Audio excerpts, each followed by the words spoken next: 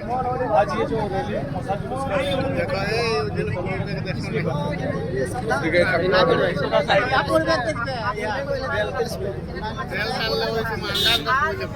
करने का यही मकसद है।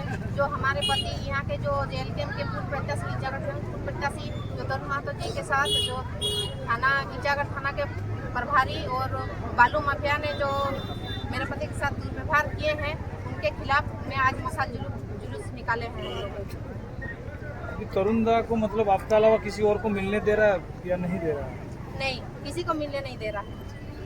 इवेंट मीडिया कर्मी चौथा स्तंभ होता है, उसको भी मीडिया कर्मी को मिलने दे रहा है? किसी को नहीं।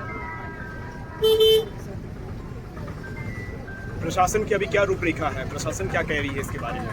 देखिए, प्रशासन तो कुछ अलग ही कह रहा है कि नहीं, तरुण महतो यहाँ कुछ मांग करने के लिए आए थे। बालू माफिया से उनको कुछ चाहिए था। हम तो यही कहना चाहेंगे कि अगर उन्हें कुछ चाहिए था तो ईचागढ़ थाना प्रभारी को लाइन हाजिर क्यों की?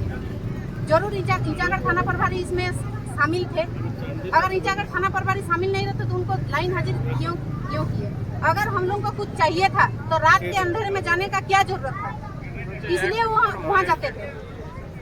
हम लोग वहाँ कुछ मांग के लिए नहीं गए थे। गांव वालों ने हम लोग को बुलाया थे कि जो लोकल लोगों का जो ट्रैक्टर चल रहा था उनको बंद कर दिया गया था।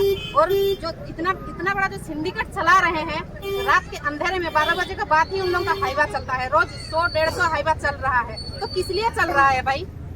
अगर तुम लोग अगर अच्छा से अगर चला रहे हैं, तुम लोगों का अगर इजाजत है तो रात को अंदर में चलाने का क्या जरूरत है? तुम लोग दिन को क्यों नहीं चलाते हो? दिन में चलाओ, हम भी देखेंगे, देखना चाहते हैं हम भी। मतलब कौन हाईवा मालिक, मतलब हाईवा मालिक लोग का नाम आया? किससे मांगा रंगदारी? इस बारे में तो हम ज्यादा नहीं जानते हैं कि उतना बड़ा सिंडिकेट कौन चला रहा है। उसके बारे में हमें कुछ जानकारी नहीं है। फिर कैसे बोलते कि हाईवा मालिक से रंगदारी मांग रहा था? एक भी हाईवा जब्त हुआ क्या?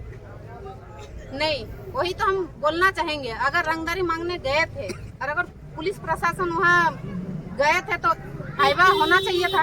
एक भी हाईवा क्यों नहीं मिला अभी तक? तरुण महतो जी के ऊपर आरोप ये है कि उन्होंने पुलिस पर हाथ उठाया था। देखिए, पुलिस प्रशासन का तो कुछ अलग ही बोल रहे हैं कि वो कुछ मांग के लिए आए थे।